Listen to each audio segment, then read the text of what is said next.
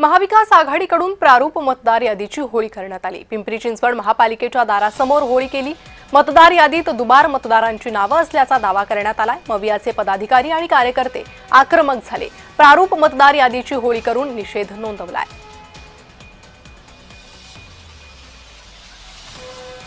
सार्वत्रिक निवडणुकीच्या त्यामध्ये प्रचंड असा गोंधळ आहे आणि गोंधळ नाही तर या प्रभागाच्या मतदार त्या प्रभागात, त्या प्रभागाचे मतदार या भागात, विशेष करून मुस्लिम मतदार, दलित मतदार यांचं ट्रान्सफर झालेलं अनेक ठिकाणी आहे। अनेक आता कार्यकर्त्यांनी याद्या आणलेल्या आहेत आणि या याद्या तपासून पाहिल्यानंतर त्यांना असं आढळून आलं की ज्या ठिकाणी हे भाजप विरोधात जे मतदान आहे त्यांनी इतर वार्डात ते ट्रान्सफर केलेलं आहे आणि म्हणून या ठिकाणी महाविकास आघाडीच्या माध्यमातून आम्ही या ठिकाणी या याद्यांचं दहन केलेलं आहे।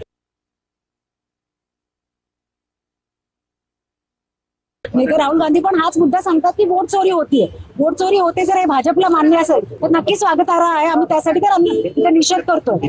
आणि आता जे काय आपण बघतोय नगर परिषदेच्या ज्या निवडणुकांचे जे आता उमेदवारी झाली तर बऱ्याच ठिकाणी भाजप बिनविरोध निवडणूक आलेला आहे। हा कशाच्या जोरावर चाललंय?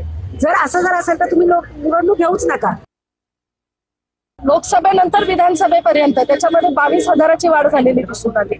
त्याच्यामध्ये दुबार वोटर 22,000 होते, त्याच्यामध्ये डिलीटेड वोटर 5,500 होते।